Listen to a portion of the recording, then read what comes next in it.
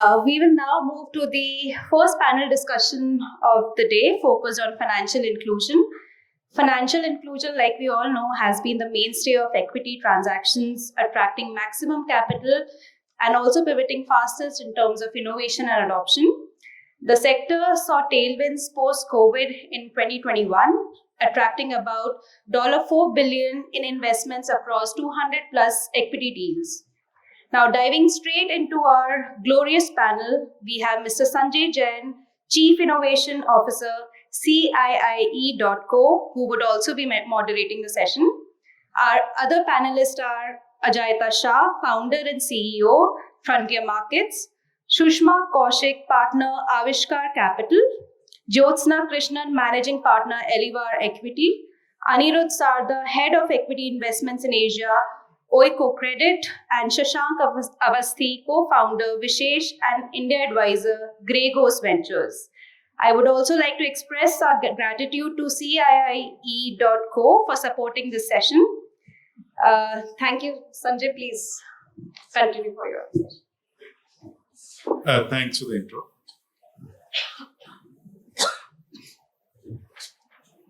Great. So we have a wonderful session today. We have people who are coming from a investing background, and we have an entrepreneur as well. At CIE, our primary thesis always has been that the entrepreneur is eventually the agent of change, and all of us are here to support the entrepreneurs. So we are trying to get both kinds of perspectives today.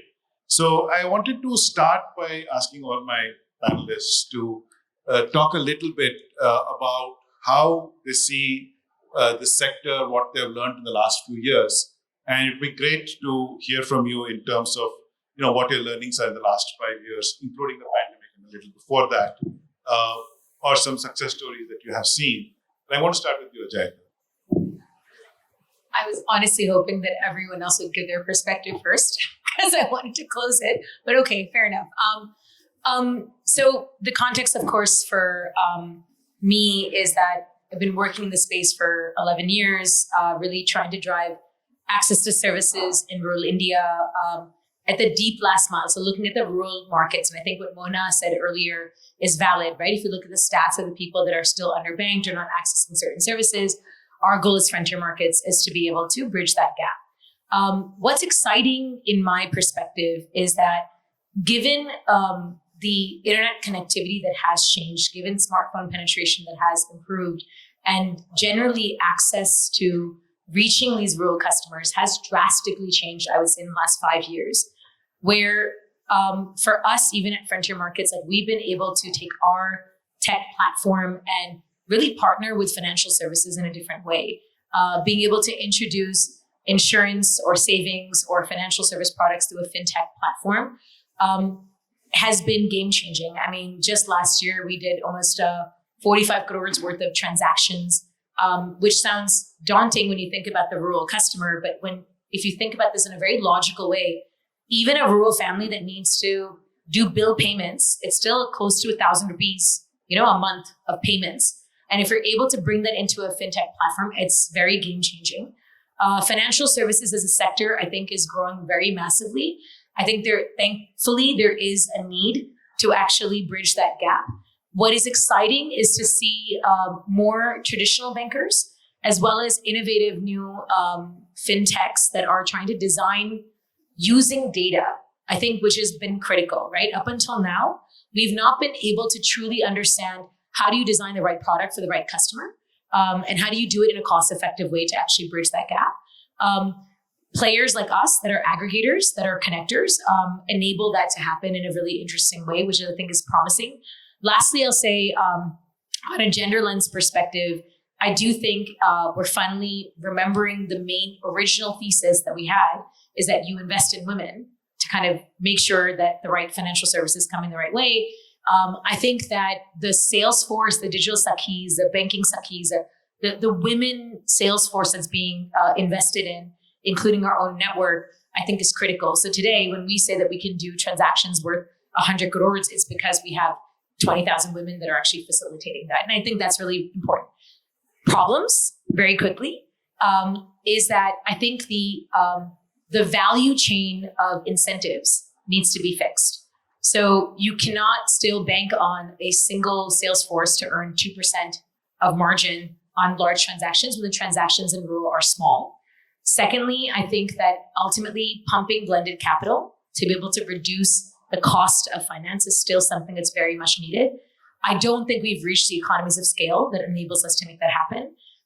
But if we start understanding the role that aggregators play, I think it can be solved. No, it's great to have Ajaita speak about what she's seeing on ground, because we only try and connect the dots, right? And what we are seeing is exactly what she said. The whole digital adoption over the last decade has been in the making, thanks to what UPI has done. We already have very, very strong guardrails that can leapfrog what we have been doing in the past. Case in point being the kind of UPI transactions we are seeing today, the kind of GST collections that we are seeing. All these are just indicative numbers of where we are headed. And when all the data starts adding up, that's when you will see outcomes, right? So we've been sitting in the sidelines thinking what's going to happen in fintech when it comes to financial inclusion.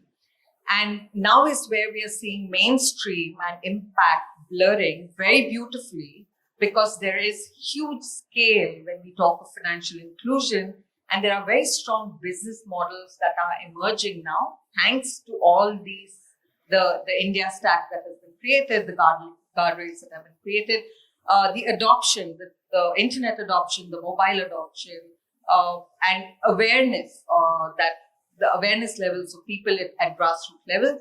And all this is where we connect the dots, and we are seeing that a lot of things can come together now, and financial inclusion could really disrupt the way things have been done so far.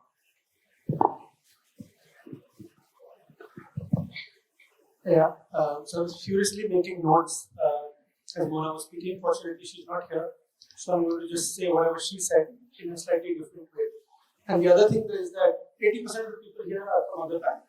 So we have the secret fact about how we will go to their panels and they'll be here. But leaving all that aside, I think there are two competing thoughts at the diametric end that we have to bear in mind. One is that I think we have really overperformed. And then at the same time, we deeply underperformed in serving the most vulnerable communities that we set out to serve, particularly as impact investors. I think structurally, that's where what Mona said seems to be in play, is you can see the elements of a functional capital market emerging, right? So the fact that we need to have people like us talk about Series B is very different from our early days when we said there's nobody giving you Series A or C or whatever else, right? So that's a nice thing.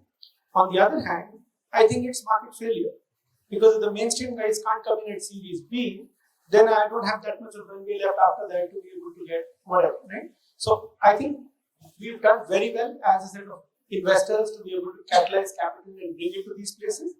But I think the alignment with mainstream capital markets is still somewhat sort of not there. So I think that's one part. I think as far as consumers are concerned, I think UPI, God bless UPI, all of us get to claim credit for it, even though we've done nothing about it. But it's just the most fascinating payment system in the world, right? There's nothing that operates at that scale in that way. And I think we have a lot to congratulate our operating environment a lot, right? It leads to complications of development of market-based products and all of that. But hell, I don't care about that, because I think consumers get served super nicely on that. At the same time, there is the other end of what's happening with UPI, which is, let's say, failures, for example, right? And while there's access, but like Ajaita said, there's too many that are still not able to harness the power. And my worry is that those that harness the power are a lot of people that have many other ways. So basically, it's simply outperforming as an MDR key input, right? Is it performing as well from an inclusion standpoint? I think the question here, at least we should ask ourselves. And what can we really do as we think of where we go ahead with this, right? The same, I mean, tell me any other nation, society on the face of this planet that has put 600, 700 million people in any insurance scheme, however poorly run it might be, right? And you can discount the numbers to whatever you want, right? I mean, that's like Malaysia, Australia, put together, whatever. right? So I'm simply saying it's incredible, but like we've done with our primary schooling, we've got killer enrollments, and what happens there? So you've got access to feeling of being insured, but is it really available when you need it? And there's a variety of challenges. And I think just being able to think about these two completely different realities in some ways where you're performing and yet you're leaning out so much is both the joyful and tough part of it. Thanks. I'll simply add to what Ajaita started and Sushma also continued. So, yeah, me and my family visit this village every year. Been going there for the last 20 years, very, very ardently. I had not been there for the last 3 years, and last month we made a trip. It was a one-week trip. And the sheer change in the village was fabulous. And every year I used to tell my father, there's a shop on this road, it's a new one. But last year I told my parents that everybody is transacting digitally. I mean, I didn't use cash in that village for 7 days. As low as 11 rupees to as high as 8,000 rupees. We paid through mobile phone. So for me, that's the change, and India is changing very fast. I think it's a matter of time, maybe some more years, and we'll start seeing more inclusion. Hi everyone. Just this quick context, I guess I've spent now close to 2 decades. First decade was largely focused on operationally building out financial services distribution as part of a bank. And then over a decade as an investor now, ranging from early stage financial services all the way to taking companies public.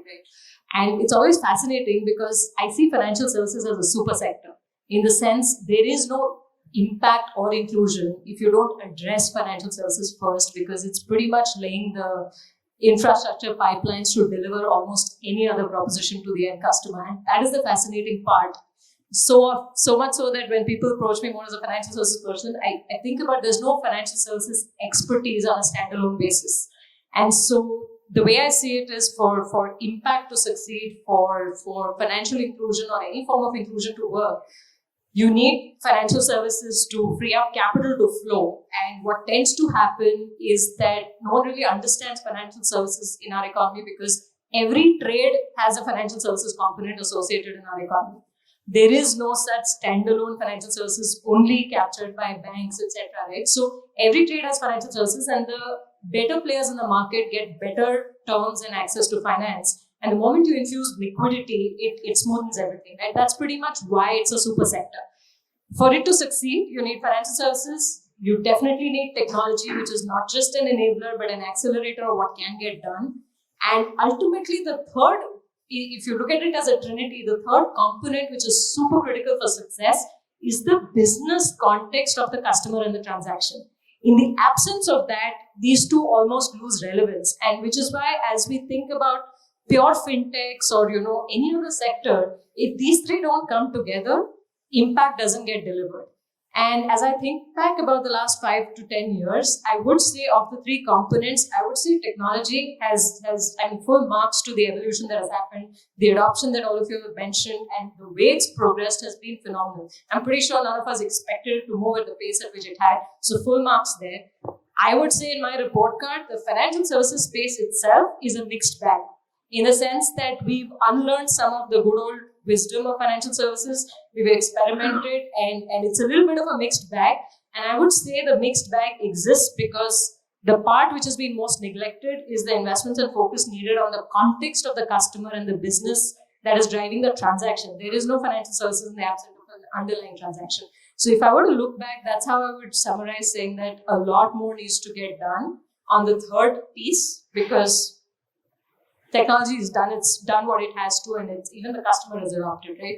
We really need to focus on making sure we're prudent about financial services and understand the context of business. So, just hold on to that, Jyotsna. So, I was just listening through and I was thinking that, at least in my view on the India stack side, right? I mean, Aadhaar reached about 90% of the population around 2015-16 timeframe, right? We crossed 1 billion in 2015, and I think 90% around 2016.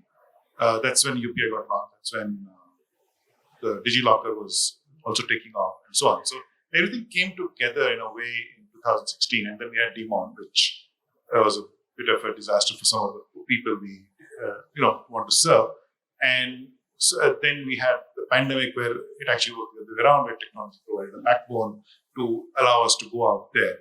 And I think we have seen these last 5 years, which is why it's interesting, because it's sort of, in some sense, that first phase of the India Stack completion happened then, and we've been looking at it since then. And so what I'm hearing broadly is a sense that, technology, the infrastructure was there and it scaled up massively in these last 5 years. And yet there are unevennesses, right? I mean, in terms of some people who are left out, some people, there are edge cases, which in India, every edge case is actually very big. And then I'm hearing that all of this has to work in the context of the whatever people do. And so that brings us to this very interesting point now where, technology is laid out, it's scaled up, and now we're starting to see in terms of application spaces, how we can make lives better. So actually, I know we had this conversation around this whole blending of instruments and things like that. So Jyotsna, I want to ask you more about that. Could you expand on it? Yeah. So it's interesting. So at Elevar now, we've probably made about 15 to 20 financial services experience, depending on whether I count LATAM or not. And most of these are businesses from scratch, seeing them evolve, right? As much as the infrastructure and technology has been laid out, we've realized the end customer, when you look at the relatively lower end of the chains, or whichever chain you look at in agriculture, in various other businesses, etc., there is an element of blending of physical and digital distribution that we found super useful. Simply because the end customer's life and the context is not yet completely captured digitally. And therefore, while businesses are thinking about designing distribution effectively, they have to factor in the context of that customer. So if you're sitting in an agri supply chain, you may want to ride on some of the community dynamics and leverage that in addition to technology and see how to think about your distribution ultimately. For me, distribution equals delivery of impact, right? Ultimately, if it doesn't reach the end customer, it's not effective. And it has to reach them the way they need it. Therefore, the context of that customer being thought through as you're thinking about distribution is critical. There's no one answer. You could have a pure tech distribution if the customer is ready for that. And if you believe it captures the full picture. You can have blended distribution if you believe that the customer needs some kind of assisted model or something to that effect. You could have all kinds of embedded distribution models, which are now becoming flavors of the day. But all of it comes out in the form of how do you make that delivery effective? And for that, I still feel there's a lot of writing, reading, execution that needs to happen to make sure people understand and define distribution in the context of their end customer. Sure. So I'm just going to piggyback on that, because I think that just tangibly for the audience, right, to look at this with the lens of stories. So when you work with a lot of the businesses that are on the ground that are calling themselves aggregators or access companies or whatnot, our job honestly is to really just understand who this rural customer is in a holistic lens, right? Not just what they buy, but what they need and who they are and what their pain points are. So you made this phrase better life, right? So Saral Jeevan is literally what we do, right? But Saral Jeevan as a concept is about understanding pain points. So value chain of finance, to your point, I completely agree with this, is that you can't just go, here's a financial product that is ready-made, that is, packageable to then scale to everybody. Because at the end of the day, if you don't even know who that entrepreneur is and what their business is and what their pain points are, right? I think the stat for me that has been the most important one has been the SAG infrastructure, right? Today we have 80 million women that are technically connected to bank linkages. And ultimately the National Rural Livelihood Mission has spent billions of dollars ensuring that happens. And they assumed that they were going to create economic empowerment for women just because they created bank linkages and savings programs. Suddenly they learned that if you don't have access to livelihoods, then therefore you cannot really access capital. What are you going to do the capital with? So then they said, let's create livelihoods. And literally it was like Oprah coming into a show going, you get a job, you get a job, you get a job. So randomly people got access to livelihoods. Where are we today, 20 years later? We're sitting with women, 80 million women who have livelihoods that are not helping them earn income. The challenge is no longer access to finance. The challenge has become market linkages, customer dynamics, marketplaces. There's an entire other slew of things that you have to do for interventions to then better design financial products, right? And so I think that the point that you're making, and I think maybe the thing that you're alluding to, Sanjay, also is that it's not as simple as bring in impact investing, right? You have to bring in blended capital. So where do you bring in philanthropic money, research money, systems to actually be able to better drive interventions? We've done this now in Rajasthan and UP, and we've helped almost 40,000 women get better access to capital just because we were able to understand that she didn't want to make ghee. She wanted to open a beauty parlor, right? And somewhere or the other, you have to think about like simple interventions where it's a blended combination. I could not do that with equity capital because it's too risky, but getting a donor to give me money to do research and understand them better enable that. So where does that link is probably my follow-up on that. So that brings me to you, Anirudh. I mean, you are the we're just looking at how the space has matured, and that's sort of brought you as a late-stage entrant into the impact space, into the sector. So I just want to hear from you, what you saw when you decided to come in, and how are you now thinking about the space? Sure. Thanks, Sanjay. You're right. It was 2019 when we made the first fintech investment. And I want to share what really went behind in this investment. So 2018 was the year when we assembled our group of 20 experts from about 35 countries where we are present. And this group came together and we shared insights from all markets. The reason I made a detailed exercise was because we are primarily a lending organization. And that way we are more conservative than others here on the table. So from that perspective, also being a cooperative, it was important that the views from all markets were heard and then the strategy was formulated. So we captured those insights. If I can share 3 of them. One was that fully online models may not work in the markets where we're active on because of low level of digital literacy. So our focus was on the phygital, the assisted, the tech and touch approach. That was one. Second, our preference was for B to B2C, the business to business to consumer. And the idea is that we can leverage the existing infrastructure much better and from a unit economics point of view, and also not being disruptive in that region, but rather going along with that region. So that also worked well. And the third idea was because we come with a background of microfinance, MSME finance. Now we thought we should stay closer to those tech investments which resemble microfinance and MSME to an extent. So we focused on fintechs which were primarily on lending at the core, and also which focused on livelihoods and income generation.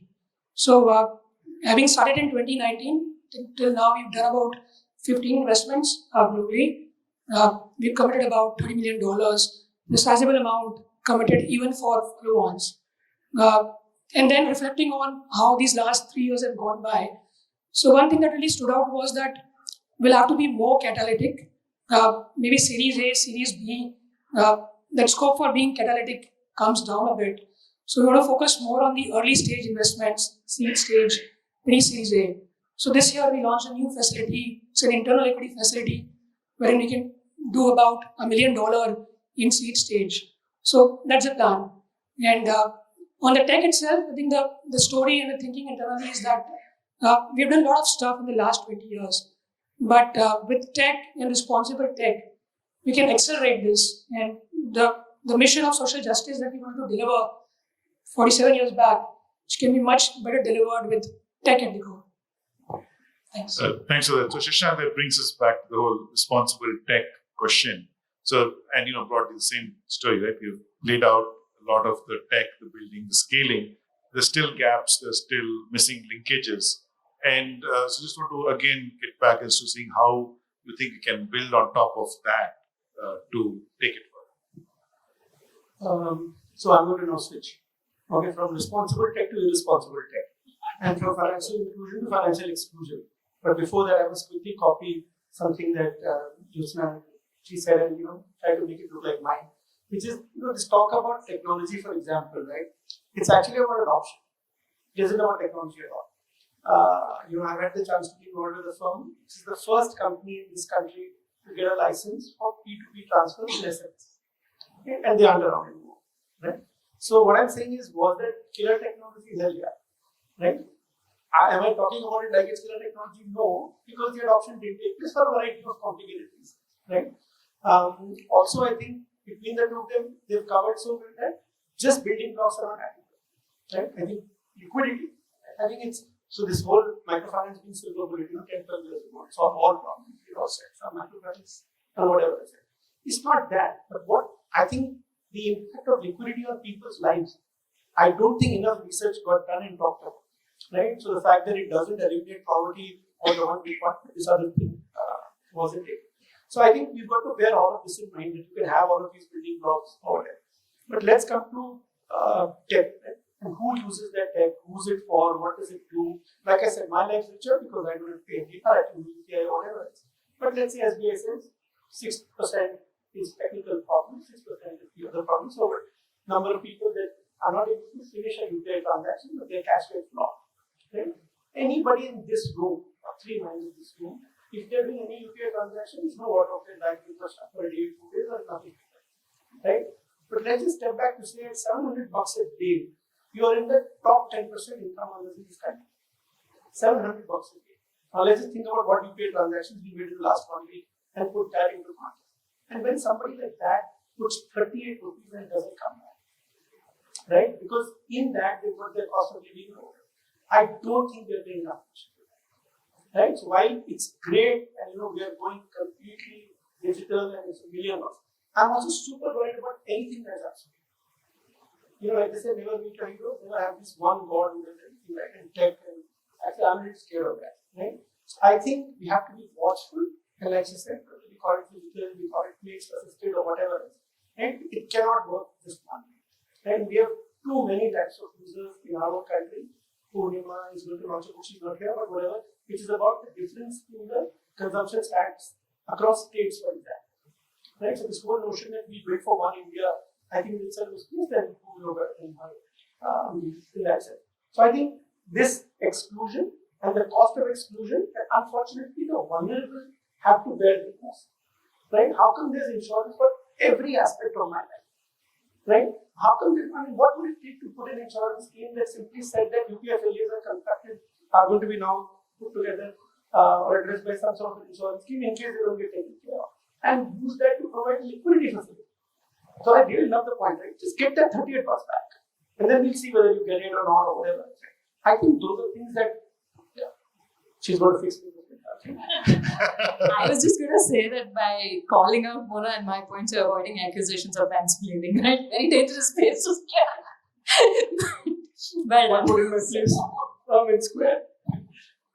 No, please continue, because I think that is the story which has to play out now, right? Is to say that we've gotten a certain thing, but there is unevenness, there are gaps. Add to what happens. Like what happens is, so I'm so glad you're bringing it up, because imagine in the world of assisted commerce, which is ultimately where rural India sits, because people are not making payments on WhatsApp in rural India. I'm sorry. I don't care what we want to say. Digital payments have not gone. Your village story is a beautiful one, but it's not true for 700,000 villages, right? So the fact is that means that someone has to assist someone to do those transactions.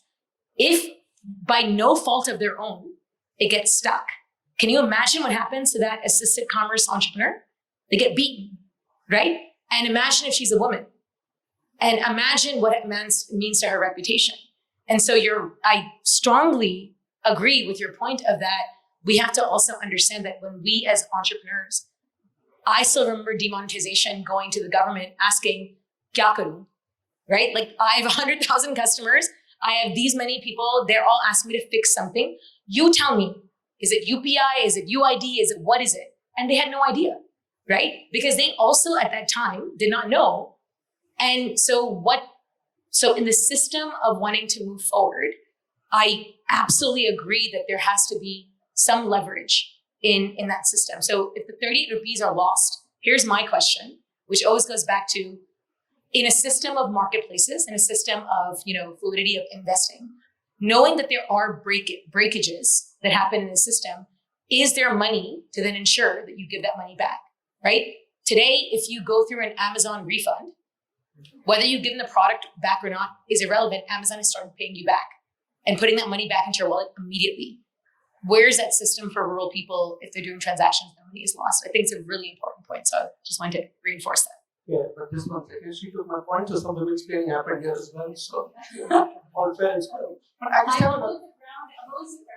So that's why we have only one entrepreneur to match up with 4 investors. Okay, just be clear.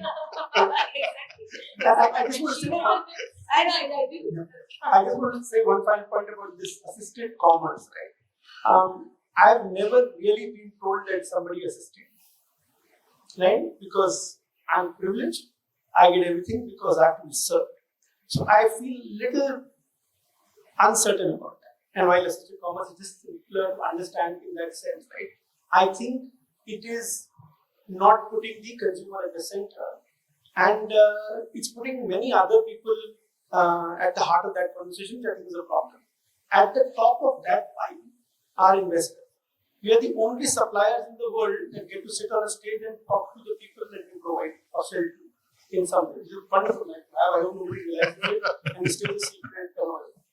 No, I was just going to say at the cost of groups-plaining now, just on behalf of all of us, because we have an audience here, it is important to understand we're talking about hundreds of millions of customers. So there's no one paintbrush to paint a persona of a single customer.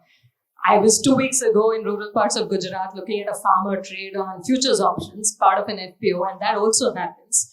And therefore, very dangerous to assume this is all one segment we're talking about, just for everyone. All of us are on the same page, I'm pretty sure of that. No, because that's exactly what you're talking about, right? Is that as you've grown, that is now, we've covered something common. It's like, there's a flood of water and things are sticking out in between which are not plain, right? I mean, that's kind of where we are, is trying to figure out how do we make sure we are able to understand where there are gaps and what needs to be done to address those, and how do we eventually take it back to not just the customer, and you don't use the word customer here, but to our stakeholders, right? Because all of us are sort of sitting on an impact kind of a space. So while, we may choose to use the word customer or not, they're eventually the stakeholders we want to serve.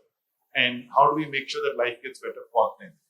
And so in that sense, if it has to be an assisted commerce where basically you say, look, I don't have a smartphone, I'm not going to be able to do my e-commerce because I just don't have that, then can there be somebody to support them in getting to the commerce? So in that structure, the customer may still be this person, but the person we are bringing in, the Sakhi or the whatever you want to call the agent in between, becomes the means of fulfilling that.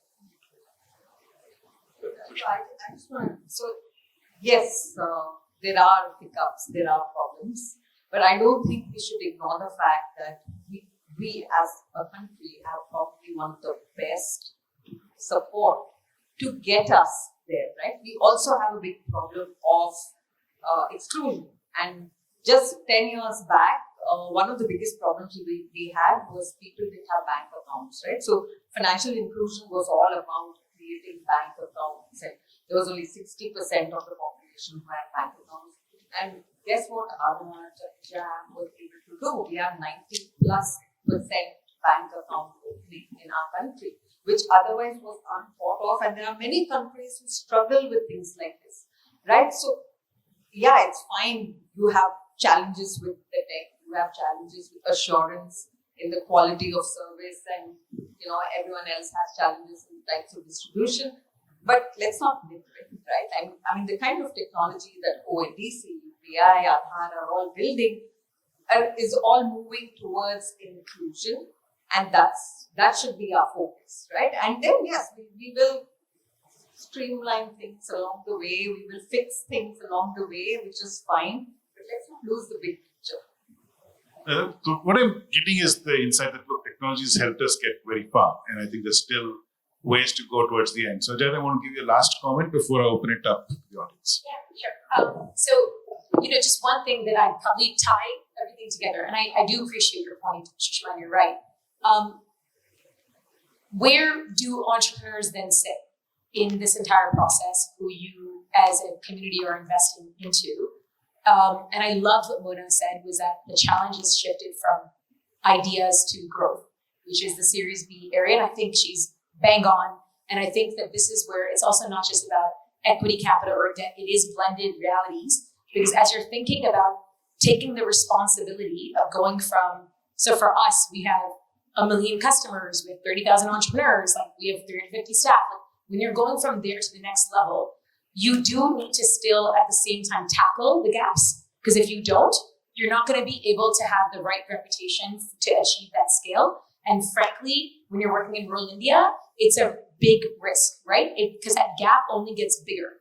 So it might be a one-off story, but when you have 1 million customers and that percentage might be 10, that becomes a large number as you become 100 million customers, right? So I think somewhere you realize that it is a need to then work with the investment community to think about closely addressing those challenges. At the same time, recognizing the other thing that I think is the elephant in the room is that this is a massive industry, right? We're talking about 1 billion people.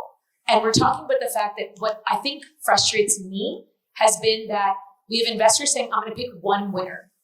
There's no one winner in this, right? You have to have at least 10 to 15 of frontier markets, right? To be able to actually address this kind of work. And the question then comes is, where does the impact community align on common goals and enables us as entrepreneurs to also work together to tackle these challenges? Because as you rightfully said, what is happening in Gujarat, I will not know.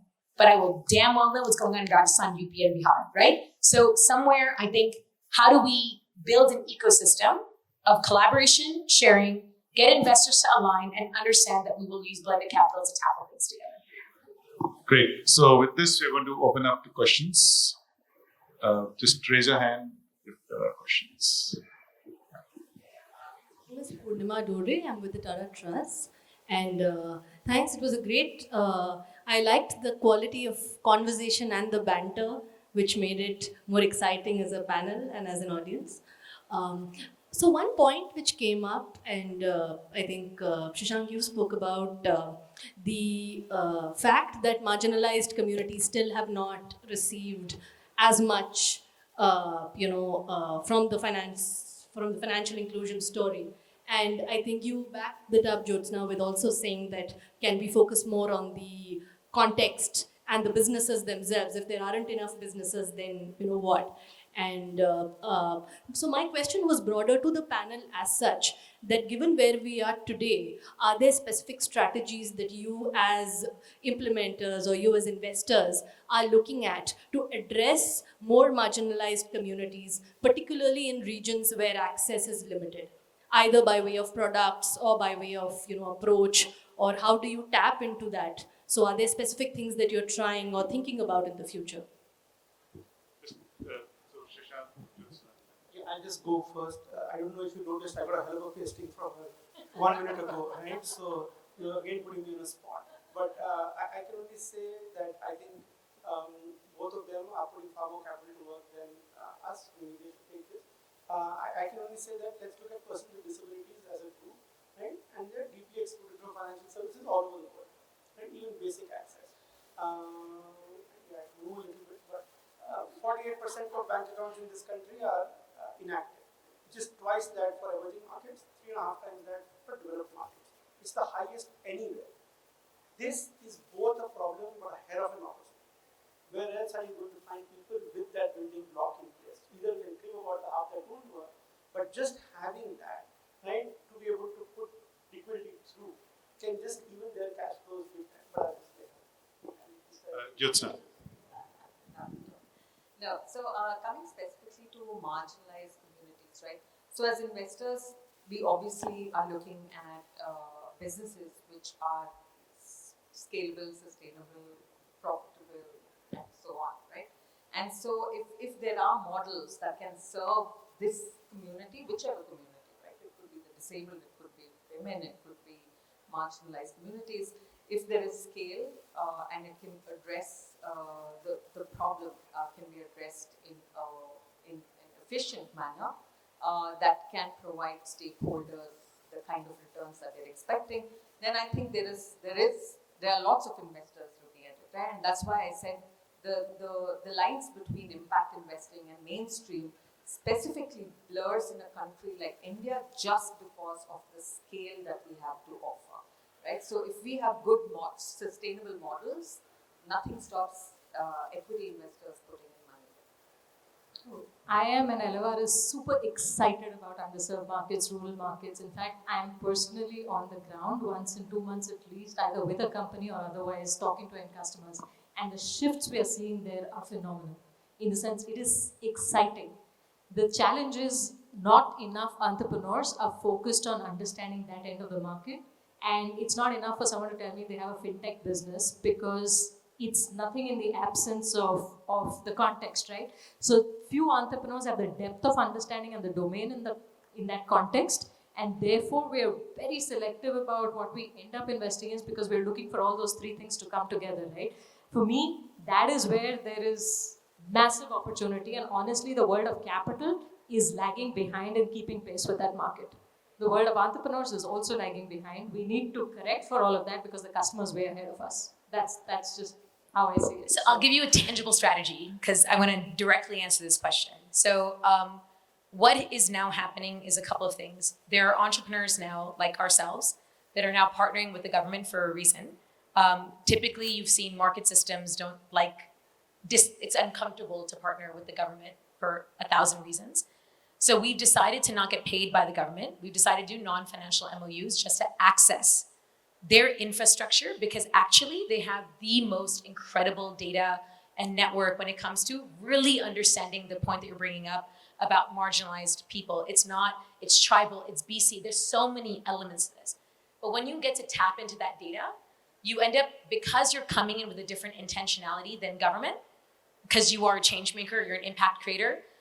We personally have now signed 2 MOUs with UP and Rajasthan government where we're accessing 40 million households' data to understand this with a lens of feminism, a lens with dignity, and a lens with opportunity. And so what happens is when you're looking with that lens, you're able to see their pain points differently, introduce services differently. So that's one strategy. The second is that we've been able to then work with companies like Dahlberg, like Sattva, like others, and bring in the right expertise to link solutions. So for example, if the marginalized challenge is that we don't know what women farmers need.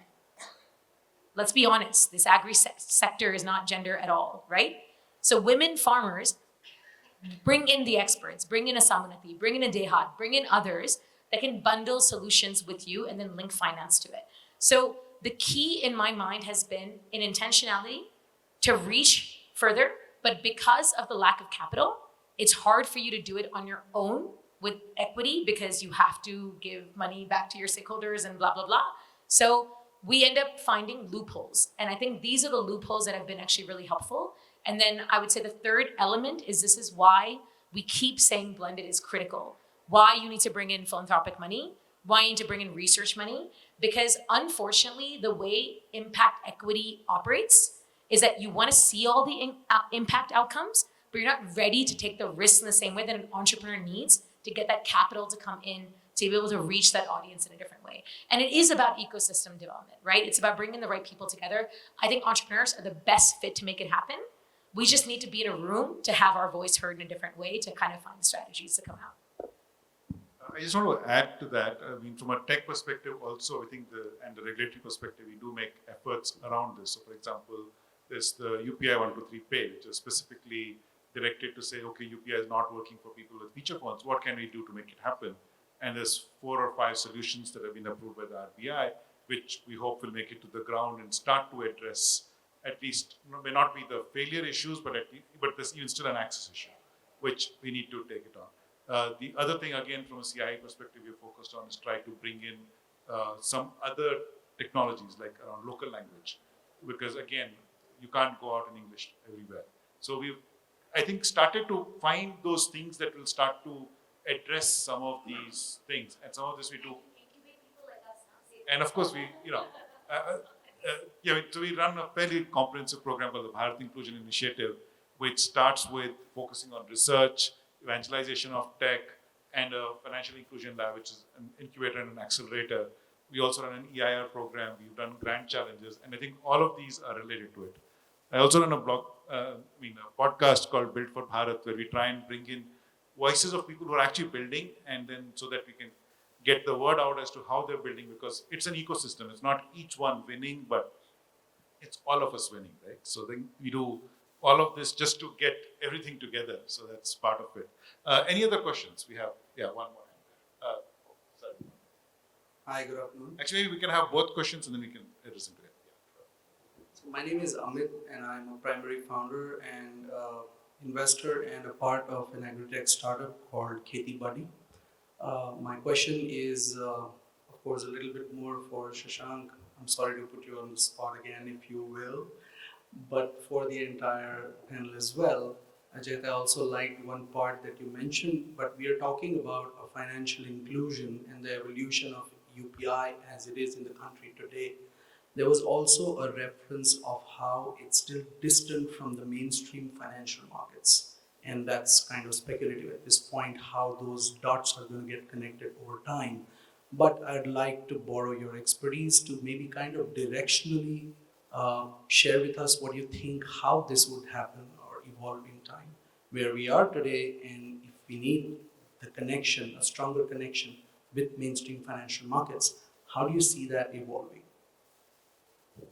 One more question here. Then we can answer that. Hi, I'm Paula Mariwala. I'm an early stage investor in the impact system for about a decade now. I actually want to put you on the spot, Sanjay. You talked about UPI. We've seen the change it has made in everything that we can transact and the confidence it has built. To really ensure the small businesses also can be part of the inclusion. You're obviously sitting on a lot of data. And there's a lot that entrepreneurs can do with it, and maybe make it easier for investors like us to actually believe. Because no matter what you say, and of course all of us go to the into the ground, but India is a very difficult country, very different. Can this data be used to sort of harmonize some of these challenges and create new opportunities? And what would be it has to be a partnership, it has to be a collaborative thing. Can we do like a platform approach which can actually incubate ideas, without actually going into pockets? Okay, so Shashaank, one. There's a gentleman at the back. I think he had a question. Okay, let's take that.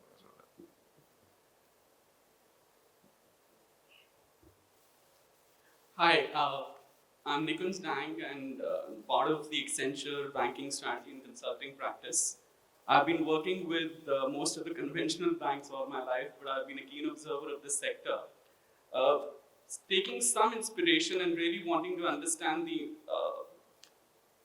implication of that to financial inclusion. I think, Shashaank, you mentioned that 48% of our accounts remain inactive, and some other matrices around challenges around UPI, etc.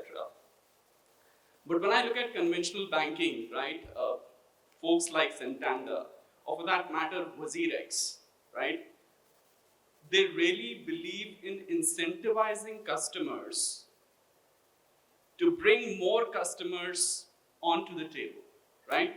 WazirX, if you give a reference for another account, every transaction, the person who referred gets some commission out of it. Santander believes in sharing revenue from every product that they sell to a customer. If they're really making good money, they actually share that revenue back with their customers, and so with the referrals as well. So my question is, looking at this challenge of financial exclusion and inactive accounts today, is there a way for entrepreneurs, for example, to really explore some incentive models wherein we actually drive this via customers themselves? Is there enough money? I don't know the business case as such, but is there really enough money to share with the customer? Because the lifetime value of this customer to get on board. I think we got the question. So, Shashaank, this is 3 questions on the table. 2 of them are directed to you. You've got one to take care of as well. So I'm obviously like got a dart on my face or something. So I'll just simply say one thing that we started with, right?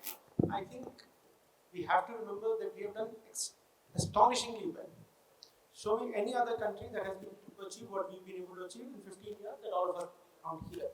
I'm sure none of us in this would have said we'll get this far as we have. Right? At the same time, remember that there's a lot that needs to be done for people that we set out to do. Right? And I would rather that we experiment with the less vulnerable. right? So in that sense, it's better off that I lose money on UPI versus the lady or the entrepreneur or whatever, right? So I think if we look at only one side and then say, either everything is crap or we just, hit a home run, neither of that is true. So I think we have to remember that we're doing super well, and these are things to build on. I mean, if, for example, like you said, I think it's an incredible opportunity. I'm not a big fan of that because the first firm to ever try that was PayPal. Like PayPal launched this whole business, I'll pay you to be able to get me on the customer or whatever. And they got out of it so fast. This lifetime value and all, I feel a little bit scared of in general because I've also peddled it a lot, right? So I'm a little worried about that. Yeah. So I'd say that it's a great building block that should be used. And when customers find use for it, we would need to hurry to pay them to use it. Ajaita, you the Yeah, really quickly. So summarizing the two questions, the theme obviously was like, is there an opportunity to have commercialization come in terms of financial inclusion, where the money's at? I want to make sure that we understand that it's already happening. The reality is that we work with companies like HDFC, Bajaj, and others because they obviously have made a business out of commercialization of financial inclusion, and it is happening. The role that entrepreneurs and others can play in terms of connecting the dots is bridging that last mile gap. And I think that's where we kind of come in. We are giving them, it's about positioning. So we've been positioning them access to new markets at a lower cost, access to new customers at a lower cost, access to better opportunities to give financial services with a better guarantee of return on your investment, because you have entrepreneurs that are actually there to vouch on the KYC of what happens, right? So to be clear, like, let's understand that there really is an amazing infrastructure that is enabling us to actually bring in commercialization of financial inclusion, because, every financial institution that we deal with that is branded is literally going, right, there's 500 million people that I can finance and I don't know how to reach them. And we're bridging that gap, yeah? So actually, I want to thank my panelists, but before that, I want to answer Paula's question. So broadly, the thing is that at this point, NPCI is very, very hesitant to make that data open and available. And I think we have to work with them to find a way by which you can do it without violating privacy. And I'm actually quite comfortable saying that at some point we'll probably succeed in getting there. And but it will take a lot of people trying to convince them, not just me. But with that, I want to thank the panel. I think what we learned is that in the last 5 years, we built on the foundation that was there, and we've gone a long way. We've reached directly to the customer. There's still gaps, there's still holes, there's still things that need to be done on the basics, as well as, I think, to bring it, eventually finance has to be a part of people's lives. And for us to go that extra mile and now understand how we can enable those use cases is, I think, the next step for the entire ecosystem. And with that, I want to thank the panel, I want to thank the audience and the organizers for having us here, and